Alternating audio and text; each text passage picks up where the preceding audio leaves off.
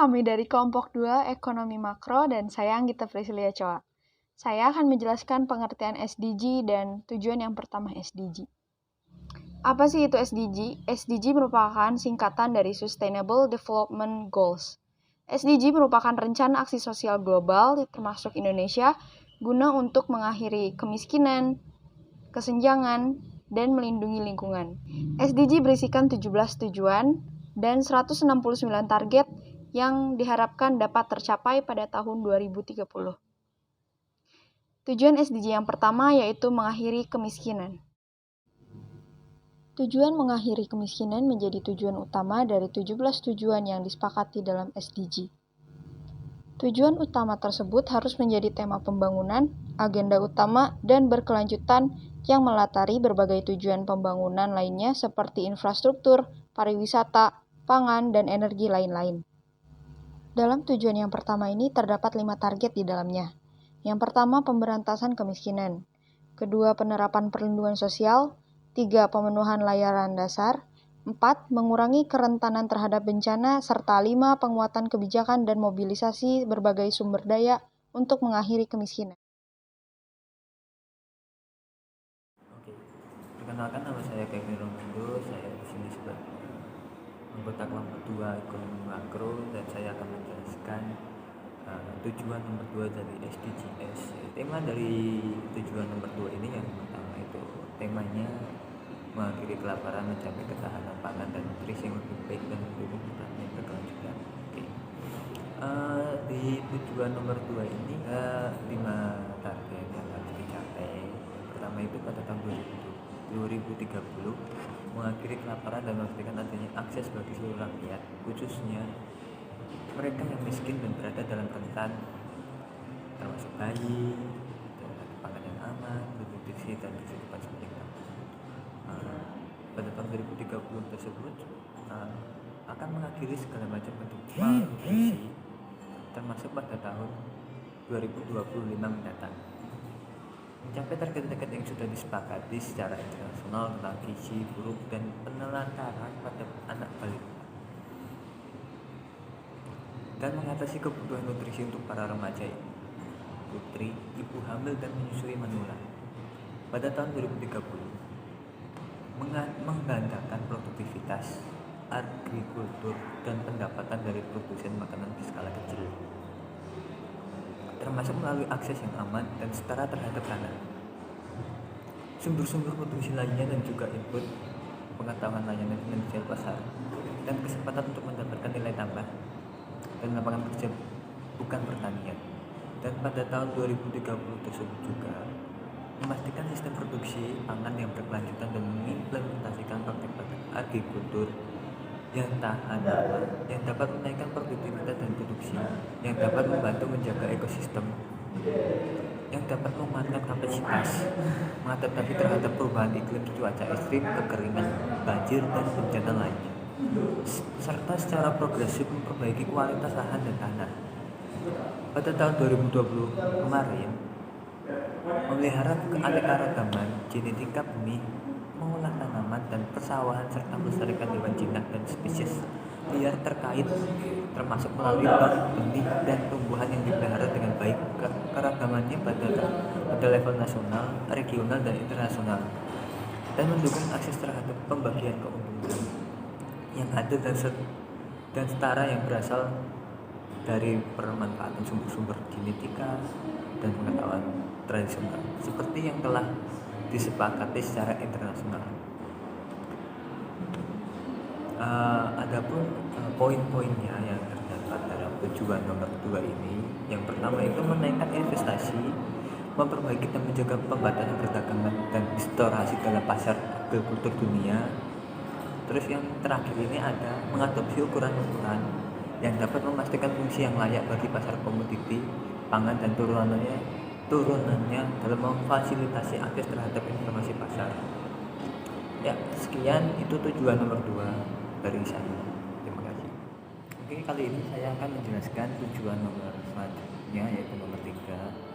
Tujuan nomor 3 ini bertema tentang memastikan kehidupan yang sehat dan mendukung kesejahteraan bagi semua untuk semua usia.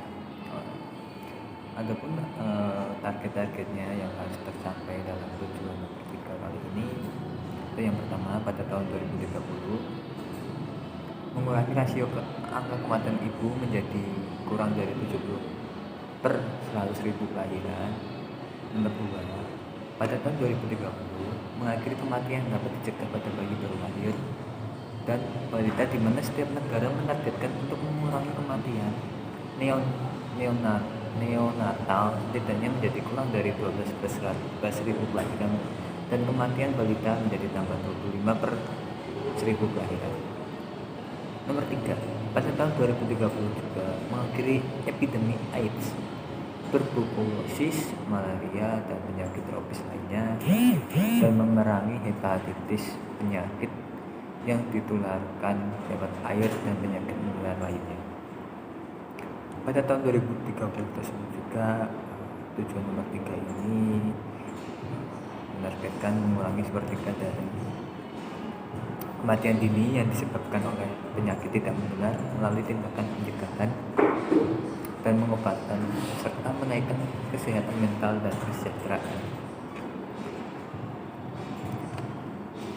Dan selanjutnya itu ada targetnya yang nomor 3 ini untuk mencapai cakupan layanan kesehatan universal termasuk perlindungan risiko finansial, akses terhadap layanan kesehatan dasar yang berkualitas dan akses terhadap obat-obatan vaksin yang aman, efektivitas, berkualitas, dan terjangkau bagi semua.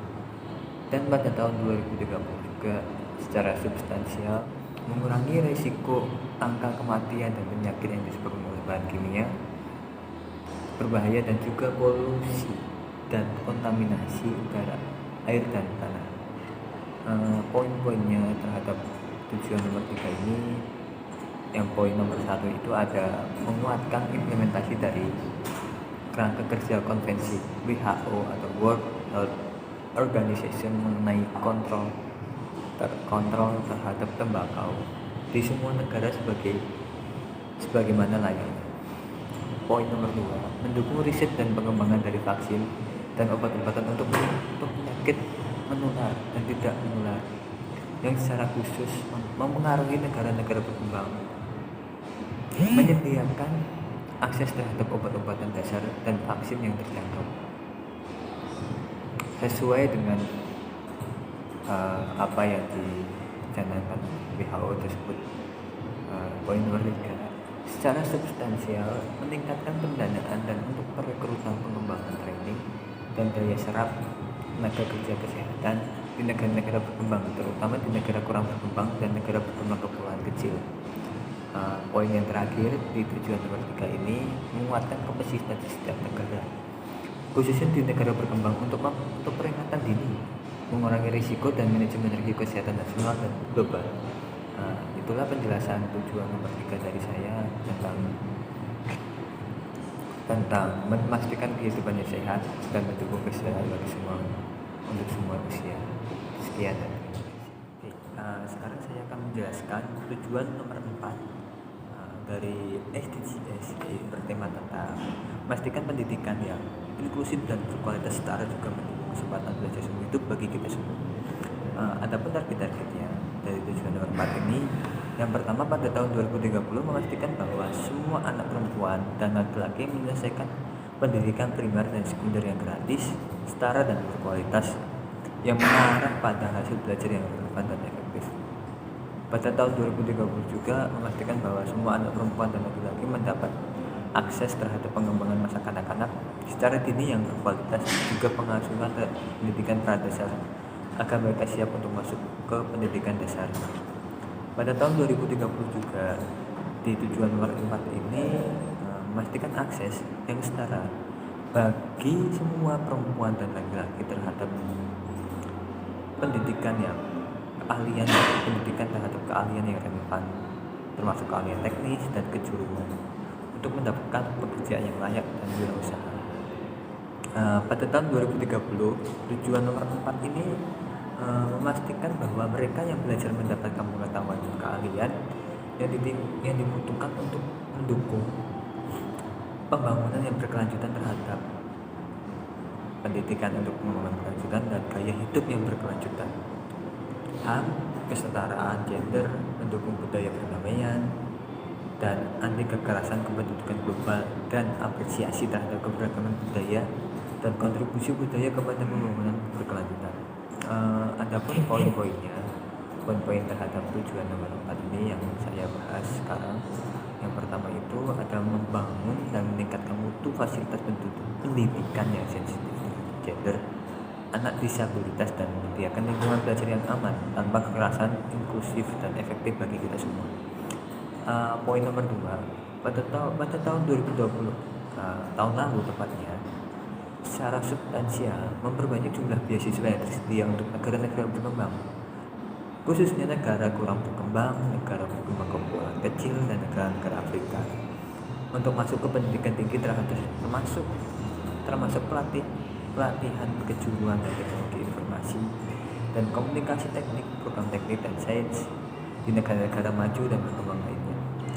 Dan poin dari tujuan nomor 4 ini yang terakhir, yaitu pada tahun 2030 mendatang, secara substansial meningkatkan penyediaan guru-guru yang berkualitas, termasuk melalui kerjasama internasional untuk pelatihan guru di negara-negara berkembang, khususnya negara kurang berkembang dan negara berkembang kepulauan kecil. Itulah pembahasan dari saya dari tujuan nomor 2, 3, dan 4 dari SDGs Sustainable Development Goals. Selanjutnya tujuan kelima, 6, dan 7 yang akan disampaikan oleh saya, Sandi, dengan NIM 112000914. Tujuan kelima itu adalah kesetaraan gender, mencapai kesetaraan gender dan memperdayakan semua perempuan dan anak perempuan. Gender adalah perbedaan peran, atribut, sifat, dan sikap atau perilaku yang tumbuh dan berkembang dalam masyarakat. Dan peran gender terbagi menjadi peran produktif, peran reproduktif, serta peran sosial kemasyarakatan. Kesetaraan gender menunjuk kepada suatu keadaan setara antara laki-laki dan perempuan dalam pemenuhan hak dan kewajiban. Diskriminasi berdasarkan gender masih terjadi pada seluruh aspek kehidupan di seluruh dunia.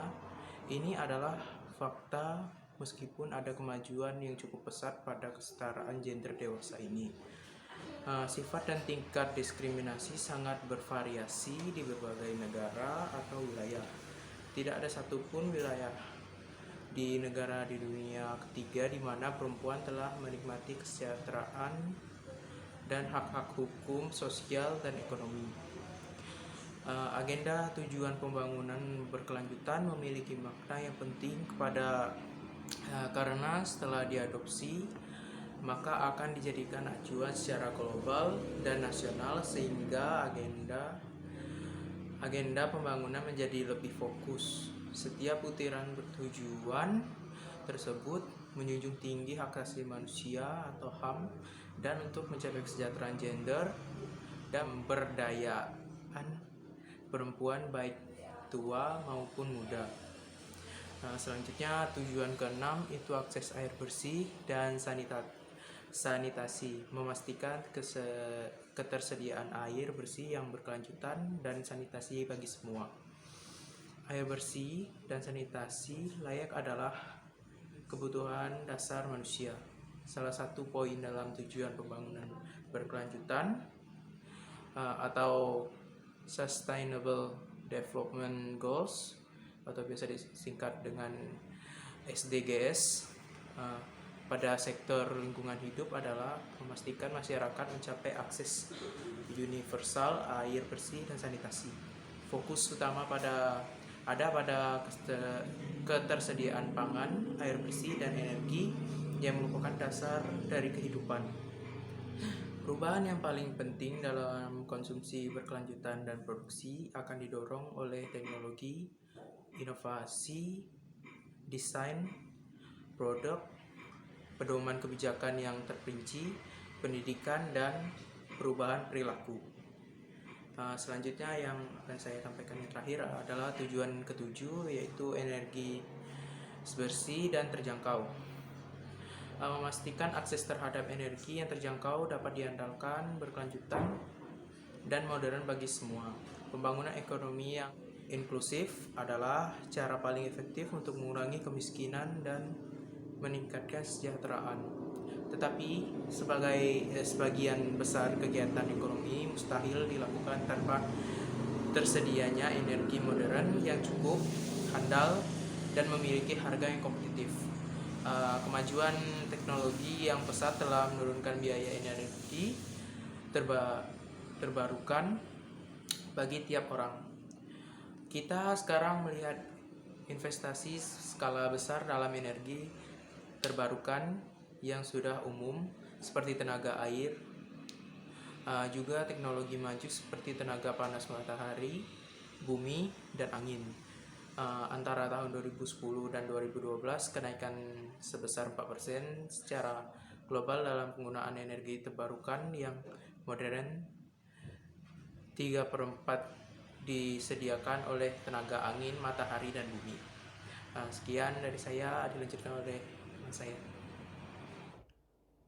Perkenalkan, nama saya Yeremia Fajaritanto.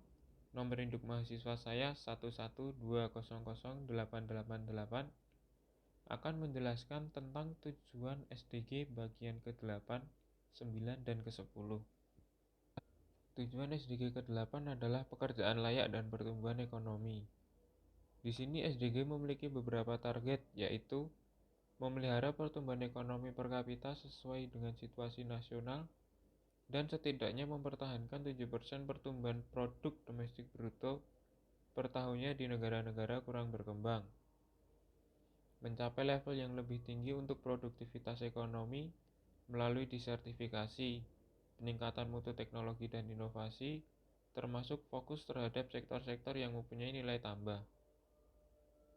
Mendorong kebijakan yang berorientasi pembangunan yang mendukung aktivitas-aktivitas yang produktif, penciptaan lapangan kerja, kewirausahaan, kreativitas, dan inovasi. Mendorong pembentukan dan pertumbuhan usaha mikro, kecil, menengah. Efisiensi sumber daya global dalam hal konsumsi dan produksi yang berupaya untuk memisahkan pertumbuhan ekonomi dari degradasi lingkungan, sesuai dengan kerangka kerja 10 tahun program tentang konsumsi dan produksi yang berkelanjutan, dengan dipelopori negara-negara maju, melindungi hak-hak pekerja dan mendukung lingkungan kerja yang aman bagi seluruh pekerja. Tujuan SDG ke-9 tentang infrastruktur, industri, dan inovasi. Infrastruktur, industri, dan inovasi adalah penggerak penting pertumbuhan ekonomi dan pembangunan. Saat ini lebih dari setengah populasi dunia tinggal di perkotaan. Karena itu transportasi massal dan energi terbarukan menjadi sangat penting. Begitu juga dengan pertumbuhan industri baru, serta teknologi informasi dan komunikasi. Kemajuan teknologi adalah kunci untuk menemukan solusi jangka panjang bagi tantangan ekonomi dan lingkungan, seperti menyediakan lapangan pekerjaan baru dan mendorong efisiensi energi. Mempromosikan industri berkelanjutan serta berinvestasi dalam penelitian ilmiah. Dan inovasi adalah cara terpenting untuk memfasilitasi pembangunan berkelanjutan. Lalu SDG menargetkan pada tahun 2030 membangun infrastruktur yang berkualitas dapat diandalkan, berkelanjutan, dan tahan lama, termasuk infrastruktur regional dan antar batas, untuk mendukung pembangunan ekonomi dan kesejahteraan manusia, dengan berfokus pada akses yang terjangkau dan sama rata bagi semua. Mendorong industrialisasi yang inklusif dan berkelanjutan serta signifikan, meningkatkan bagian industri terhadap penciptaan lapangan kerja dan produk domestik bruto, sejalan dengan situasi nasional dan menggandakan bagian industri di negara kurang berkembang. Meningkatkan akses industri skala kecil dan usaha skala kecil lainnya, khususnya di negara-negara berkembang terhadap layanan pendanaan termasuk kredit yang terjangkau dan digabungkan dengan value chains dan pasar. meningkatkan mutu infrastruktur, dan menambahkan komponen pada industri agar dapat berkelanjutan, dengan ditambahkan efisiensi penggunaan sumber daya dan mengadopsi teknologi bersih, ramah lingkungan, dan proses industrial, di mana semua negara melakukan aksi ini disesuaikan dengan kemampuan masing-masing. Tujuan SDG ke-10, mengurangi ketimpangan. Ketimpangan adalah salah satu tantangan terbesar dalam mewujudkan hak asasi manusia. Dampak ketimpangan terhadap masyarakat dapat sangat fatal, karena ketimpangan menciptakan kemiskinan, marginalisasi, yang pada akhirnya akan memicu konflik. Maka dari itu, SDG menargetkan pada tahun 2030 secara progresif mencapai dan memelihara pertumbuhan pendapatan dari 40% populasi yang paling bawah di tingkat yang lebih tinggi dari rata-rata nasional. Memberdayakan dan mendorong penyertaan sosial, ekonomi dan politik bagi semua tanpa melihat usia, jenis kelamin, disabilitas, bangsa, suku, asal, kelompok etnis, agama, atau ekonomi, atau status lainnya. Memastikan kesempatan yang sama dan mengurangi ketimpangan pendapatan atau outcome, termasuk dengan mengeliminasi diskriminasi terhadap hukum, kebijakan, dan praktek-praktek, dan mendorong adanya legalisasi kebijakan dan aksi yang sepantasnya untuk hal ini. Mengadopsi kebijakan, terutama kebijakan fiskal, upah, dan perlindungan sosial, dan secara progresif mencapai kesetaraan. Memperbaiki regulasi dan memonitor pasar dan institusi keuangan global, dan menguatkan implementasi dari regulasi tersebut. Memastikan representasi yang lebih banyak dan suara untuk negara-negara berkembang dalam pengambilan keputusan di institusi-institusi ekonomi dan keuangan global internasional agar dapat menjadi institusi yang lebih efektif, kredibel, akuntabel, dan sah. Perkenalkan, nama saya Rifandika Andrijama, NIM 11200-953. Saya akan menjelaskan tentang tujuan 11, 12, dan 13. Tujuan 11, membangun kota dan pemukiman inklusif, aman, tahan lama, dan berkelanjutan. Yang pertama, mendukung hubungan ekonomi, sosial, dan lingkungan yang positif di antara area urban, periurban, dan rural dengan menguatkan perencanaan pembangunan nasional dan regional.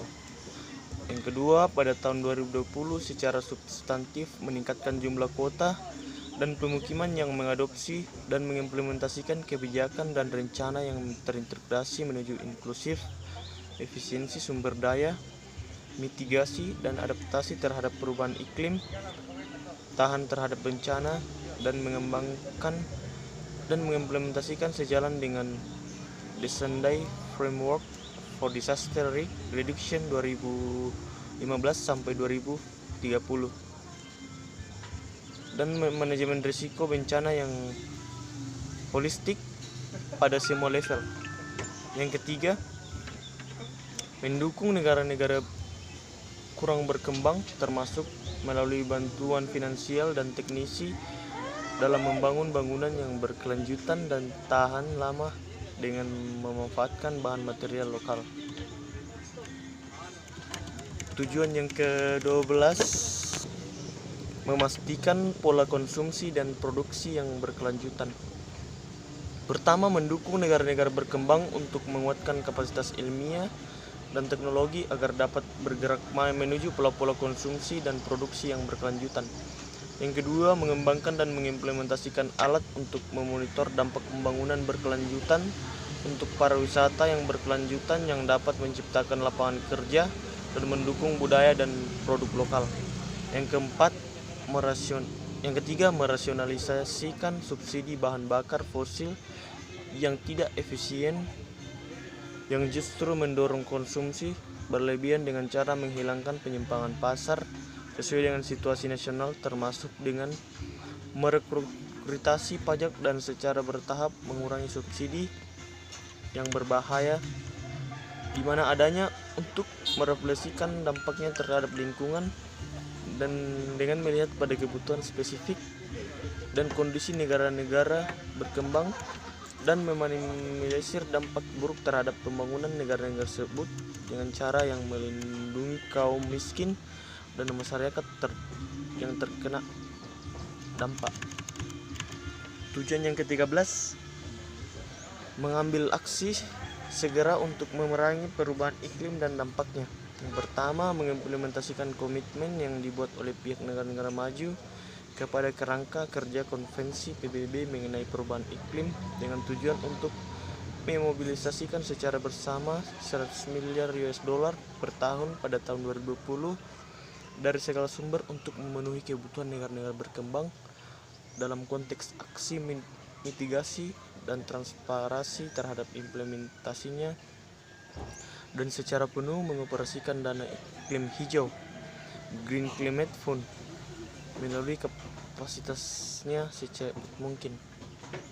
Yang kedua, mendukung mekanisme untuk peningkatan kapasitas untuk perencanaan dan manajemen terkait perubahan iklim yang efektif di negara-negara kurang berkembang dan negara berkembang kepulauan kecil, dengan berfokus pada perempuan, remaja, dan masyarakat lokal yang marginal.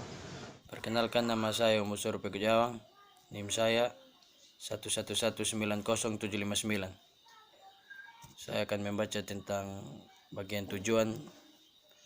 Yang pertama, bagian nomor 14, mengkonservasi dan memanfaatkan secara berkelanjutan sumber daya laut, samudra dan maritim untuk pembangunan yang berkelanjutan. Yang ke-15, melindungi, memulihkan dan mendukung penggunaan yang berkelanjutan terhadap ekosistem daratan, mengelola hutan secara berkelanjutan, memerangi desertifikasi atau penggurunan, dan menghambat dan membalikan degradasi tanah dan menghambat hilangnya keanekaragaman hayati. Yang ke-16, mendukung masyarakat yang damai dan inklusif untuk pembangunan berkelanjutan, menyediakan akses terhadap keadilan bagi semua, dan membangun institusi-institusi yang efektif, akuntabel, dan inklusif di semua level. Nama saya Christina Devi Manulang, NIM 112000989. Tujuan ke-17 ialah menguatkan ukuran implementasi dan merevitalisasi kemitraan global untuk pembangunan yang berkelanjutan, yang artinya adalah suatu tindakan atau pelaksanaan dari sebuah rencana yang sudah disusun secara matang dan terperinci, sehingga menghidupkan kembali suatu hal yang tak berdaya menjadi sangat diperlukan sekali di dalam kehidupan dan sebagainya. Sekian penjelasan mengenai SDG dari kelompok 2. Terima kasih.